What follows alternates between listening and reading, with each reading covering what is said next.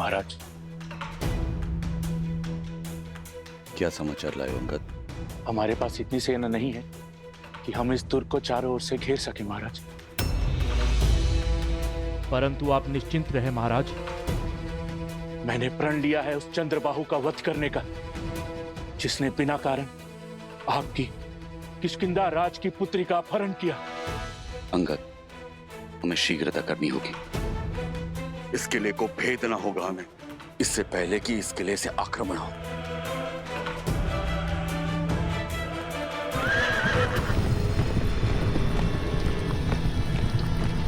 लगता है राक्षस आक्रमण करने वाले हैं महाराज। सैनिकों, सज्ज हो जाओ।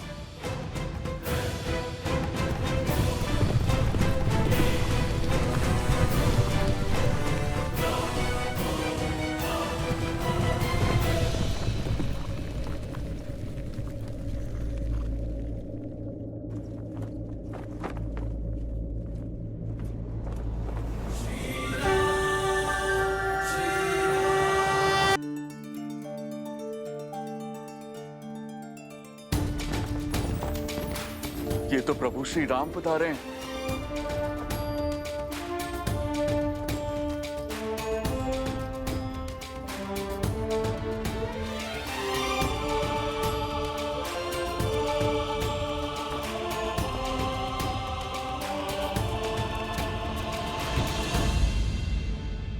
प्रभु, आप मेरी किष्किंधा की सहायता करने के लिए आए। मैं धन्य हो गया प्रभु, मैं धन्य हो गया।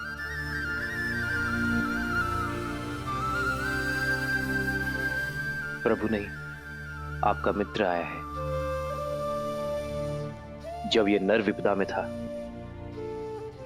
तब वानर सहयोग में आए, तो अब ये नर पीछे कैसे हट सकता है मित्र।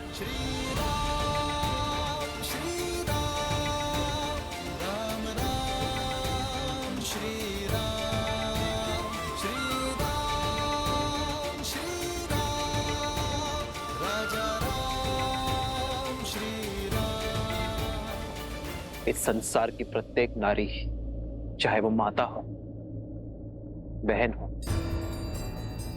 पुत्री हो या फिर पत्नी, प्रत्येक नारी सम्माननीय होती है। और फिर आपकी पुत्री मेरी भी पुत्री है मित्र। हमारी पुत्री का अपहरण करने का दुस्साहस जिसने किया है, उसे दंड अवश्य मिलेगा।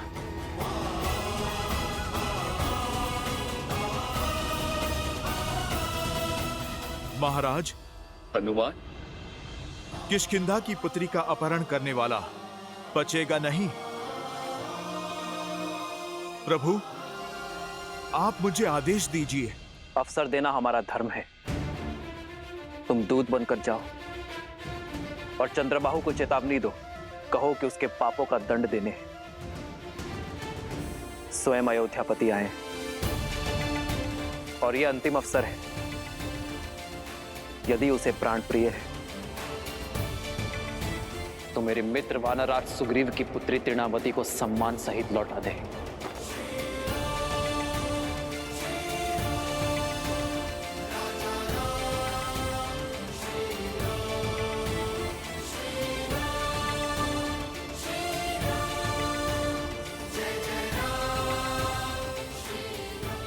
ये इस समाज,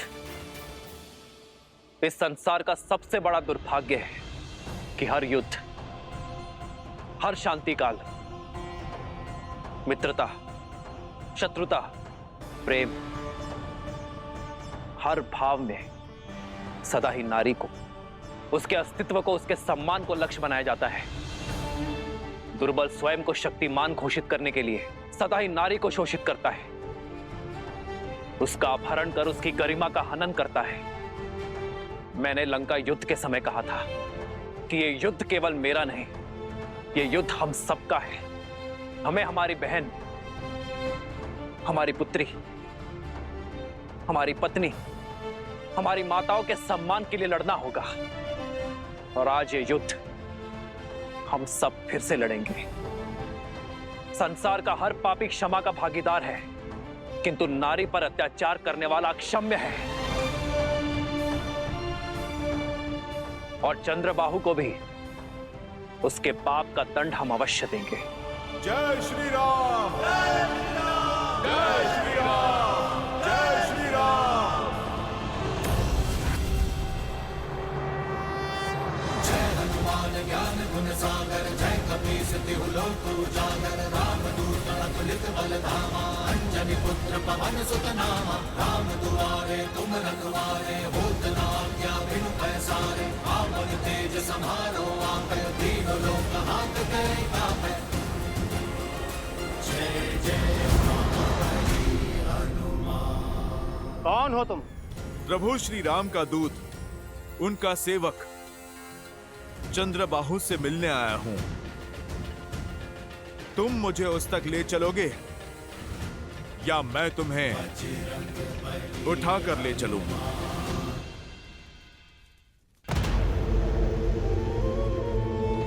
आओ वानर, बोलो क्या संदेश लाए हो?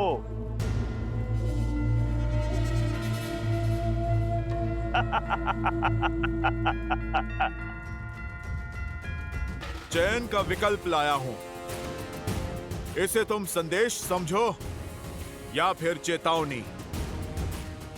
ये तुम्हारे हाथ में है चंद्रबाहु।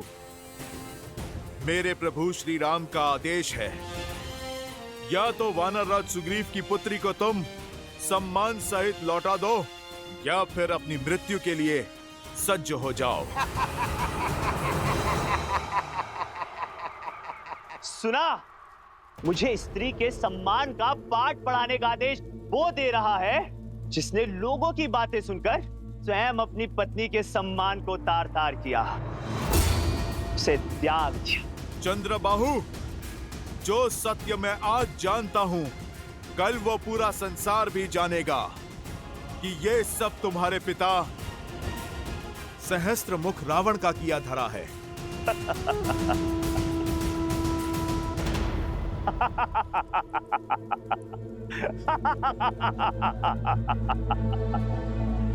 साफ, दान, दंड, भेद। युद्ध को जीतने के लिए शत्रु को युक्ति लगाने का पूरा अधिकार है। उसका प्रयोग मेरे पिता ने भी किया, तुम भी करो। जाओ, मेरी पत्नी के विरुद्ध बातें फैलाओ। किसने रोका? मैं उसका सत्य जानता हूं। अब तुम ही बताओ, स्वयं को लोक अपवाद से बचाने के लिए जिसने अपनी पत्नी को त्याग दिया, वो स्वार्थी है या फिर कायर? जिसने अपनी पत्नी को मरने के लिए वन में छोड़ दिया, उसको क्या अधिकार है कि वो किसी और की स्त्री या पुत्री को लौटाने का आदेश दे? दुष्ट, तूने मेरे भगवान को पापी कहा है। तू अवसर का नहीं, अंत का पात्र है।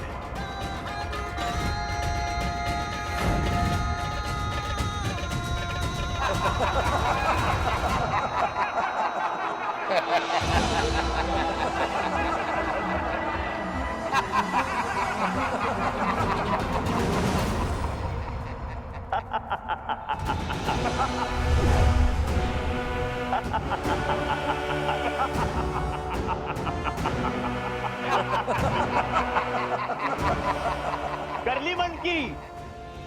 अब जाओ और जाकर कह दो अपने राम से कि इस संसार में चंद्रबाहु को मारने वाला कोई नहीं है, क्योंकि मेरी ढाल मेरी पत्नी का पतिव्रत है, और जब तक वो मेरी रक्षा करती रहेगी तब तक मैं अमर रहूंगा।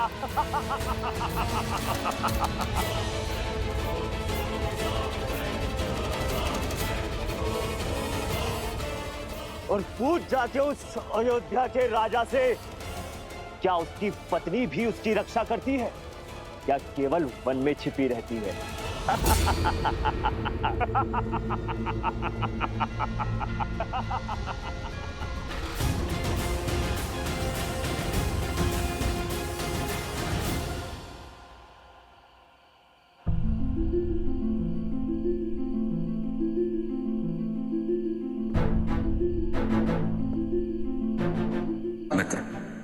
मुझे ना राज चाहिए ना संसार, मुझे केवल मेरी पुत्री चाहिए मित्र, केवल मेरी पुत्री।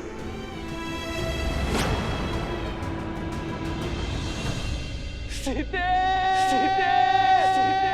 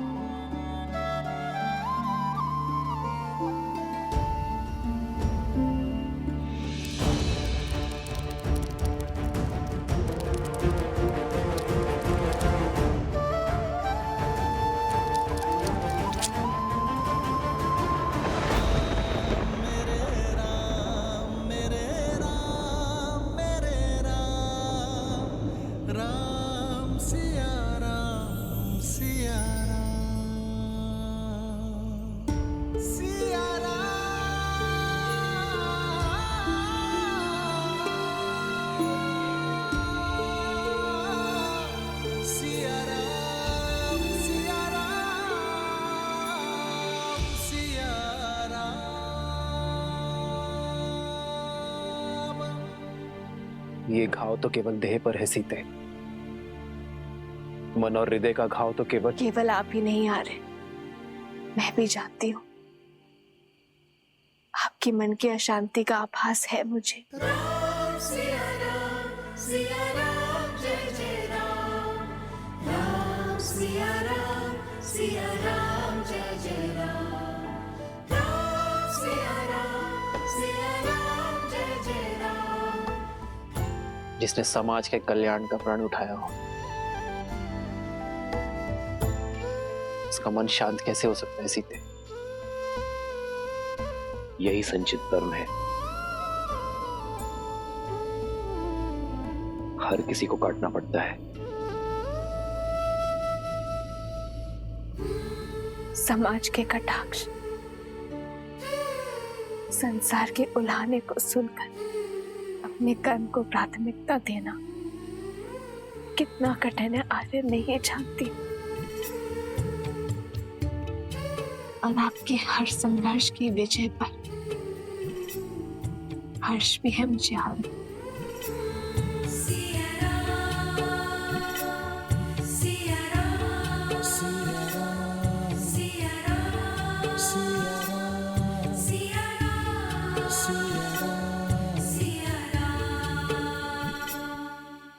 त्याग से बड़ा इस संसार में कोई तप नहीं है सीते। मुझे पूरा विश्वास है कि जीवन के हर कार्य में हम दोनों पूर्ण रूप से सफल होंगे।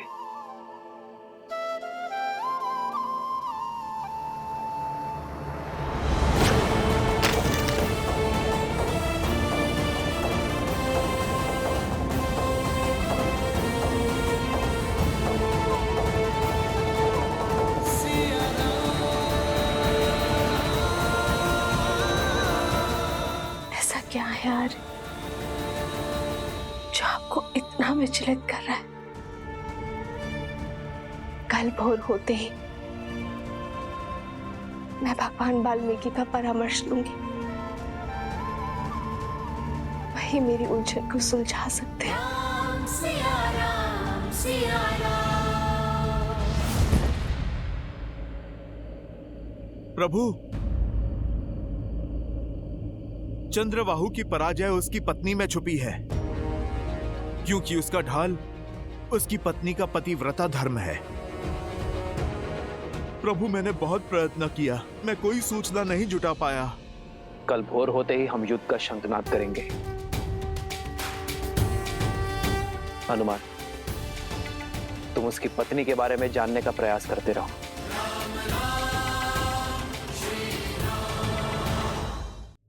देवी, जो मन वचन और कर्म से जुड़े होते हैं, जो जगत कल्याण के लिए त्याग करने को तत्पर होते हैं, वो भावों की डोर से सदा जुड़े होते हैं। मन कहता है कि मेरे श्री राम दुखी है और इसी आभास की चिंता मुझे सता रही है।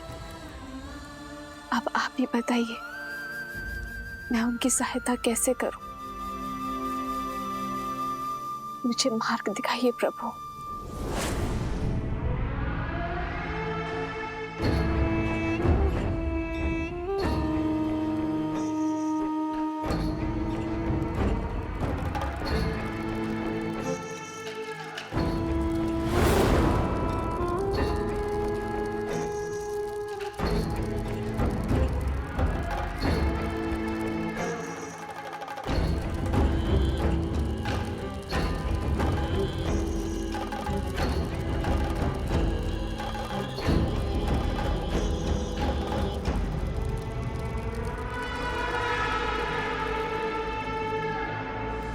देवी, मैंने भगवान वाल्मीकि जी से इस समस्या की चर्चा की।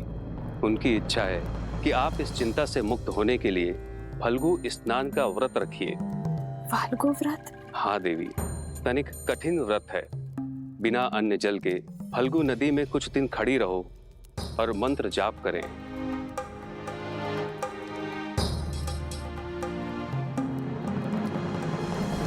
आओ सीता, इस बार कोई भी बल तुम्हें मेरे छल से नहीं बचा सकता।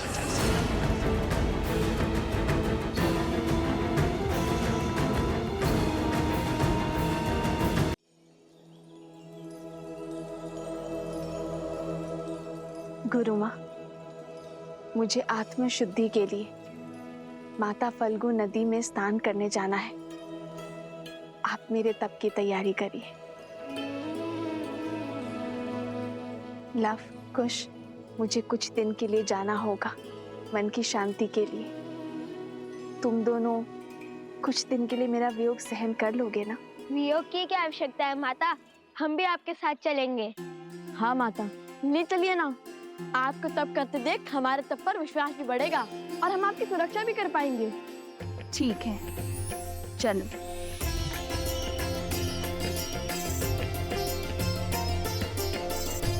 मित्र, हमें सेना की सुविधा के लिए हमें इस सरस्वती नदी के उपनदी पर ही शिविर लगाना चाहिए। फाल्गु नदी भी इसी नदी में आकर मिलती है।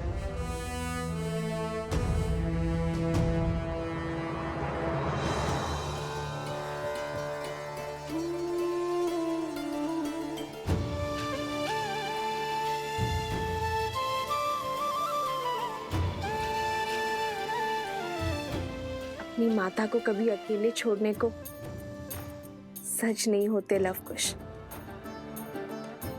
और कितने उत्सुक भी है नई बातों को सीखने और जानने के लिए।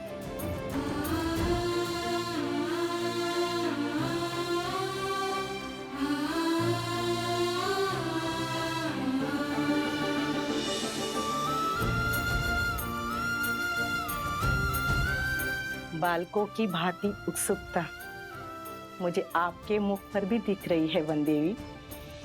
हाँ गुरु माँ, लगता है ये यात्रा जीवन की दिशा और दशा दोनों को मोड़ देगी।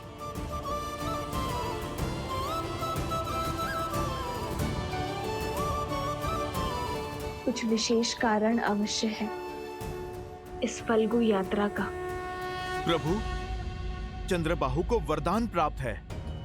जब वो युद्ध भूमि में होगा तब उसकी पत्नी रानी पद्मा ब्रह्म मंत्र का जाप करेगी।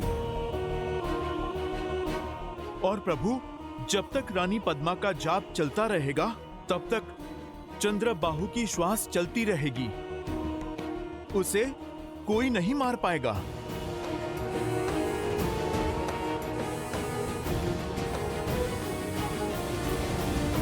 मित्र, चंद्रबाहु का कवच रावण की नाभि सा ही अभेद्य लग रहा है। धर्म का एक वार पाप की हर ढाल को काट सकता है मित्र। पाप की पुत्री की रक्षा के लिए हमें पतिव्रता को रोकना होगा। आज युद्ध के समय किसी को महल जाकर रानी पद्मा का जाप तोड़ना होगा। ये कार्य मुझे सौंपिए प्रभु। मैं रानी पद्मा का जाप भी तोड़ूंगा और अपनी बहन को भी खोजूंगा।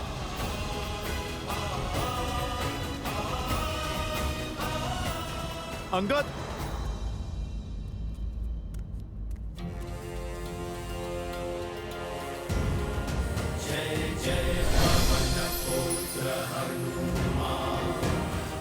अंगद, ये लो, ये कूट तंत्र यंत्र है। तंत्रों की शक्ति से बना एक मायावी यंत्र। मुझे ये यंत्र महाराज विभीषण ने भेंट दिया था। ये यंत्र अपने बल से लोगों में मिथ्या लड़ाई झगड़े उत्पन्न करता है। तुम्हें महल के भीतर इस यंत्र की आवश्यकता पड़ सकती है। इससे तुम्हें उन राक्षसियों का वध नहीं करना पड़ेगा।